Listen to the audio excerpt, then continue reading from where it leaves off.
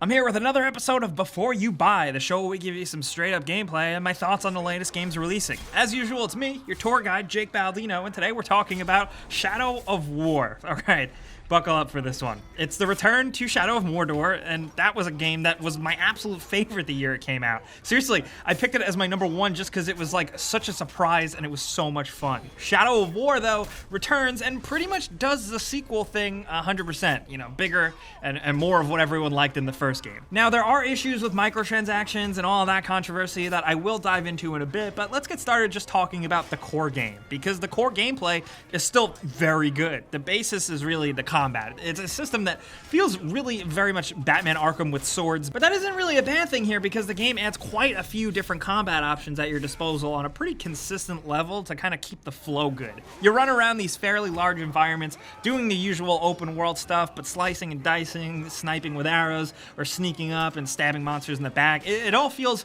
fairly fluid and really fun, just like it did last time. Now, while the core loop is still the best, it's also where the game feels the most similar to last time, down to some of the sound effects and animations even. But you can't deny, fights get crazy and chaotic, but you always feel brutal and really efficient. Getting your combo up and lopping off heads with execution moves just always feels satisfying, and like scaring your enemies with your sheer brutality with like brutalizing moves, it's such a fun element to exploit in the game. I felt with the last game, and I feel here, Shadow of Mordor at its core is just viscerally satisfying gameplay. And part of that is in fact thanks to the nemesis system. If you're not aware, if you didn't encounter it in the last game, these games are structured around a hierarchy of orc captains and war chiefs and overlords and informants and assassins and all sorts of randomly generated characters for you to kind of kill your way through. Killing these guys off affects the world in different ways, but they each have their own unique strength and weaknesses for you to exploit with both your attacks and the environment, and it's fun to just systematically wipe out an orc army through the ranks. Some enemies will actually even come back for revenge.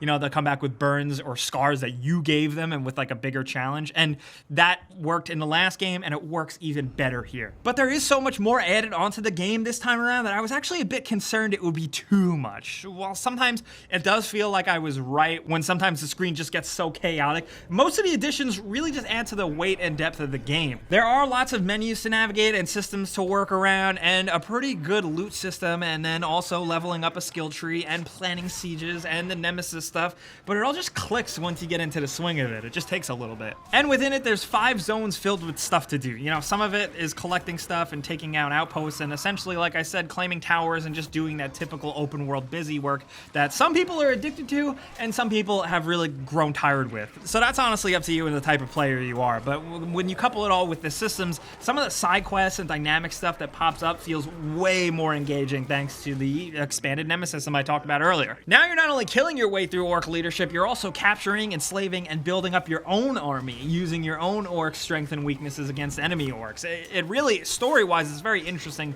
to see this really go. You're basically out Sauroning Sauron. You're basically playing him at the same game, but like you're not evil, but the game kind of gets into that. But planning these sieges and figuring out which tactics to use is fun. Should you try and blast a door down with heavy dudes? Should you send in creepy spiders? It's up to you. I wish it was all laid out a little better. It's definitely a menu and annoying interface type game with lots of pop-up hints always telling you how to do stuff even if you've known how to do it 20 hours ago in the game. There's a lot of clutter, there's a lot of messiness, and there's a little bit of a learning curve to the systems, but it still, like I said, eventually clicks. It's also not as challenging as I expected. Coming off from the first game, I was pretty surprised. The difficulty takes a long time to ramp up. At least like 2/3 of the game felt woefully easy compared to the first game. There are multiple difficulty modes, which is nice, and eventually the difficulty does just get up there. It just takes a bit too long for me personally. If you did play the first game, I would actually recommend playing this one on hard. But the whole game is killing and upgrading and sieging with some story stuff in between. The game can teeter on the verge of repetition since it's all just one big grind, but since every encounter is so different and you can kind of make up your own weird accidental stories of how you kill stuff, it still manages to feel good 30, 40, whatever hours later, I shit you not. It also helps that there's a fair amount of new enemy types besides like the nemesis orcs, and each zone is really varied and different. And the last Gondor stronghold in Mordor will remind you of Minas Tirith as you kind of like jump around and ghost from rooftop to rooftop, kind of like this weird Lord of the Rings superhero, or kind of like a more awkwardly controlling Assassin's Creed. I will definitely say that. The double jump here feels really craptastic to me, and it never really sticks to where I want it to.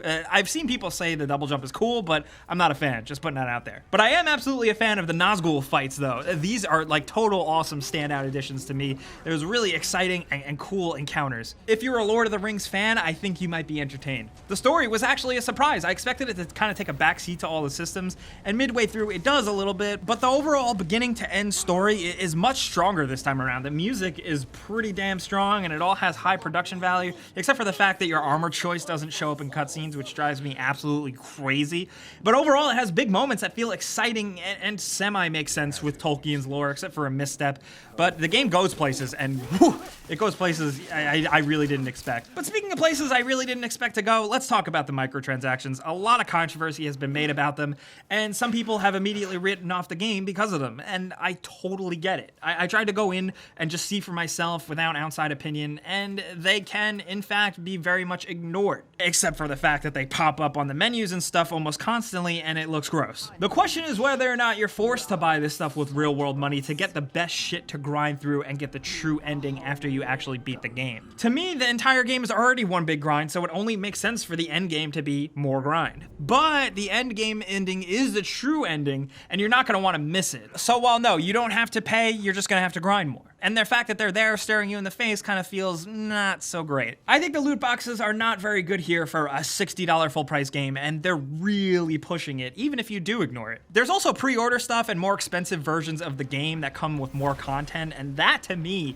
is the biggest turnoff, more than the loot boxes. But my biggest issue that some people aren't pointing out is just the fact that you can buy these loot boxes to get new orcs, nemesis system orcs, which never really run out and are randomly generated in the game. You can purchase more because they're essentially walking living loot pinatas. Even if you don't need to buy them, the fact that you can as characters in the game, it just feels weird and wrong. Now look, protest with your wallet by not buying the game, or just not buying the loot boxes, whatever you want. I'm not gonna tell you what to think, man. Do whatever you want. Because it definitely darkens what is otherwise a good game. Shadow reminds you it's a product left and right, which is kind of a bummer. But when the video game industry bullshit is stripped away, it's a pretty damn fun game that you can seemingly endlessly play for quite some time, and it's just brutal good fun. It is a bigger, deeper, more exciting version of the original game, just with some issues. But that's how I'm feeling on Shadow of War. You know how this works. It's a conversation. I give you my pros, cons, and personal opinion, but now I definitely want to hear yours down in the comments. I know there's going to be a lot of you who haven't even played the game, and you definitely already have your minds made up. But for the folks that are playing the game, maybe you're a Lord of the Rings fan, I want to know what you're thinking. Whether you're on the outside looking in, or if you're on the inside, how do you feel about the loot box stuff? I know it's bad, and while personally I do just ignore them, I do really want to see a change soon, because it seems like this is kind of ramping up and getting a little ridiculous. But let's talk in the comments about Shadow of War, what your favorite aspects are. If you got a little crazy story about how you killed a war chief,